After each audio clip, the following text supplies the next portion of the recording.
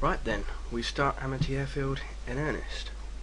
Now, compared to the previous three scenarios, Amity Airfield is considerably more challenging. There's an enormous leap between the previous parks and this one. You might have 4 years to achieve your objective, however, 3,000 guests is a pretty high sum of people, but the biggest problem that you will have is this. You aren't allowed to charge for the rides, you have to charge admission.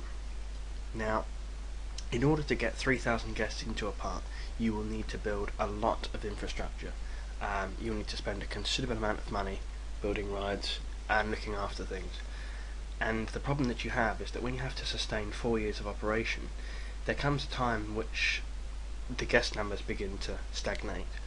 And in particular, in this instance, when you need to get a large number of guests through the door, you have to start using things like advertising and continuously building new rides to actually attract people in. The result of that is that you have to spend a lot of money whilst not receiving very much in return. That makes this financially a very challenging scenario.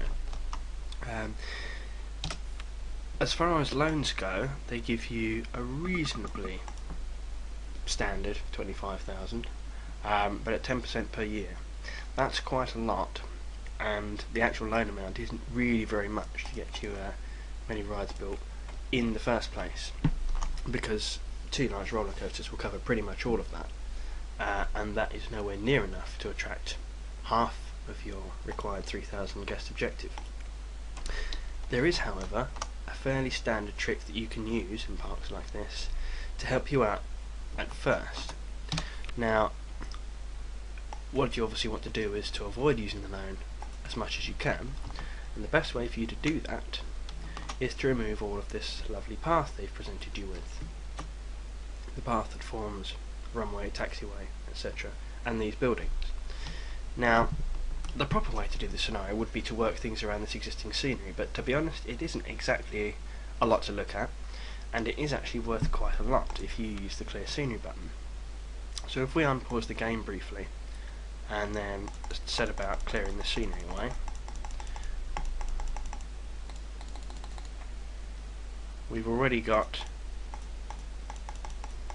coming up to 1,000 to work with.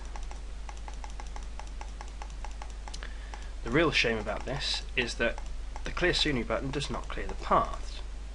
So to remove all of this nice path, you need to, whilst the game is running, I've got no idea where this is, there we go, whilst the game is running, hack away at the paths and remove them the old-fashioned way, which means opening up your directional path builder and then simply hammering mouse click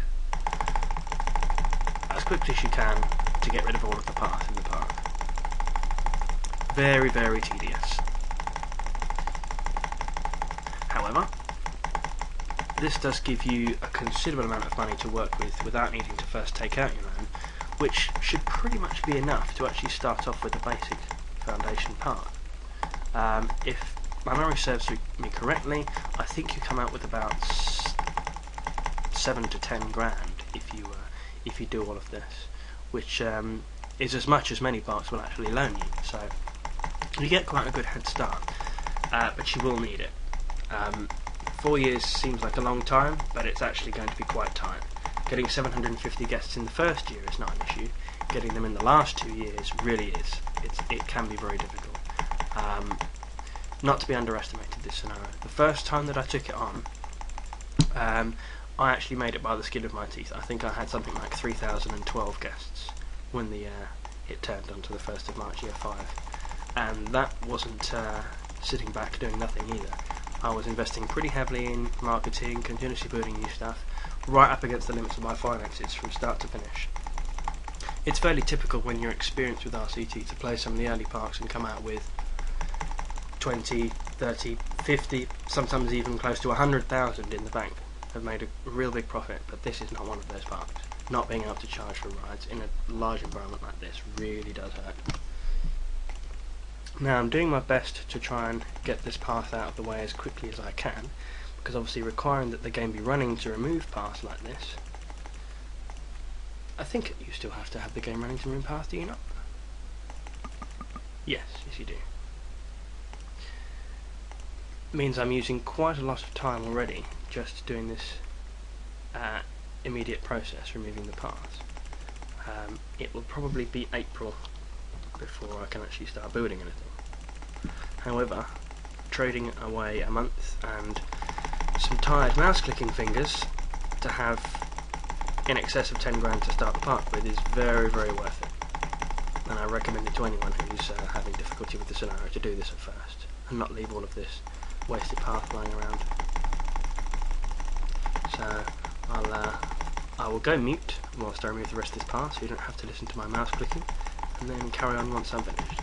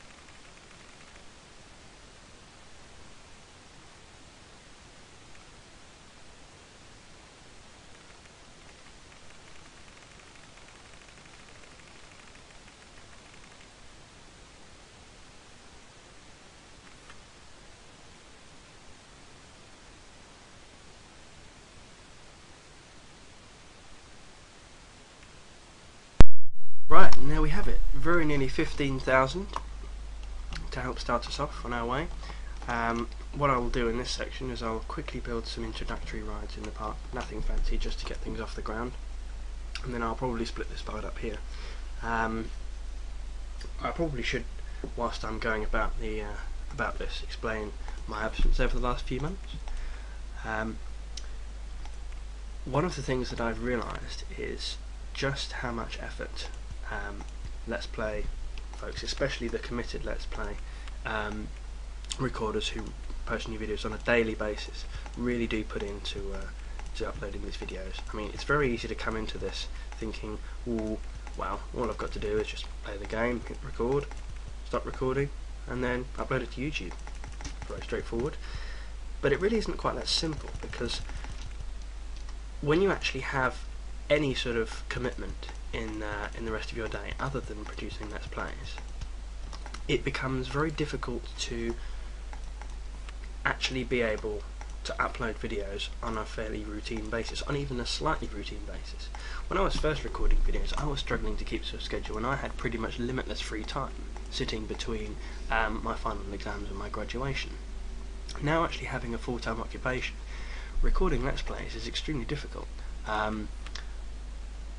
In a week I might get a couple of hours to myself each weeknight, which I tend not to use for, you know, playing old games like RCT and recording them, uploading them to YouTube. I like to do a few other things, so that basically leaves me with the weekends. And the other issue that I have, as some of you, well, particularly the younger LPers might be able to appreciate, is that not living by yourself does pose you some problems with people coming in, interrupting and so on, and that's quite annoying. That does lessen your enthusiasm somewhat for actually making Let's Plays. It can get quite tiresome sometimes.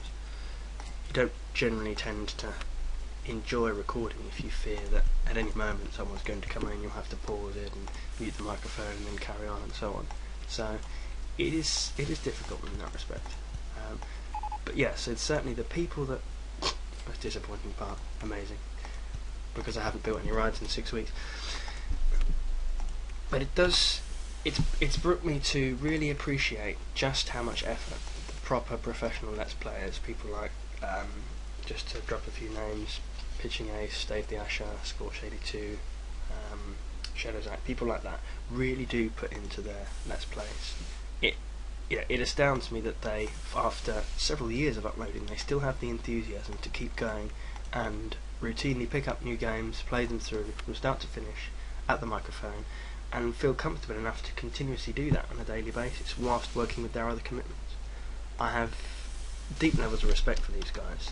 At the time it seems like, oh, this is quite cool, he's uploaded a few games to YouTube, but you just don't realise how much effort these people need to put in to actually produce videos like this.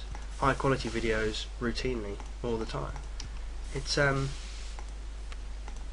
humbles me, to be quite honest. It's something that I don't think I will ever be able to achieve myself. But enough of the philosophical praise of other LPers. What I've basically done here is build things in an extremely retarded way because I've been distracted talking. I've built a few opening rides, but as you can see I've wasted quite a lot of space. What I think I might do is, considering how crowded this park gets later on, I might actually build a few sort of redundant bits of paths, stick a food hall in there, something like that, to take up a bit of the space. There might possibly be room to shove something in the middle here, as it happens. Don't really want to stick the observation tower in there because they pick up long queue lines when it gets rainy, so there's not really any room in there for a queue unless I go underneath. Don't think I'm actually going to be able to pull that off. Might wait for another thrill ride to come along to shove in there, perhaps. Or I could just be a little bit wasteful and put some fountains in, but in this particular scenario I don't think being wasteful is a very good idea. And you'll no doubt see why when it reaches year 2, year 3, when it starts to get difficult. Okay, so here's my sort of foundation park. When a few more gentle and thrill rides come along, I'll probably stick something down here. Make use of this space. Typically speaking, what you kind of want to do is you want to get people into big rides at the entrance. Try and pull them through so that they don't end up bunching up around this area. Because what often tends to happen is you build all the basic gentle and thrill rides at the entrance and all the big rides at the back. They sort of wander around going, I don't want to go on X, I don't want to go on Y, I don't want to go on Z. Wander around, get unhappy, and then bugger off without noticing all of the rides they would have potentially enjoyed at the back. So, for example, if I had a steel roller coaster to build a shuttle loop along here, I would do so, or even a large roller coaster behind over here somewhere. Oh, I'd forgotten about that bug. Over here somewhere, and then with a queue running towards the front. But I think finances will probably put a stop to that one. I don't like monorail mini helicopters. I think they're exceedingly naff.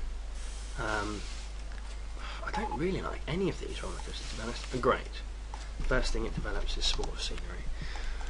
Right, that needs to be changed. Get rid of that and that. There are plenty of these. I can't see us really needing an ATM, but we've already got one anyway. So that means prioritising these three. Maximum funding, off you go. Well, we haven't built an enterprise yet, actually, have we? That could potentially work. Stick one of those over here. That'll do. I don't feel quite so wasteful anymore.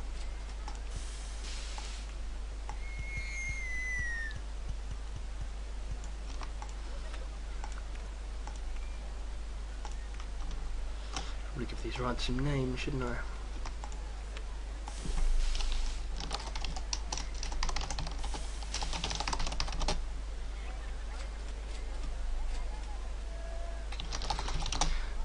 Very original, I don't think.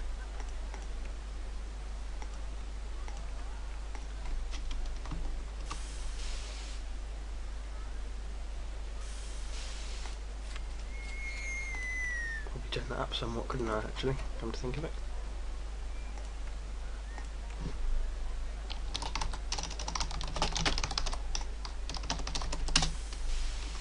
That's a bit better.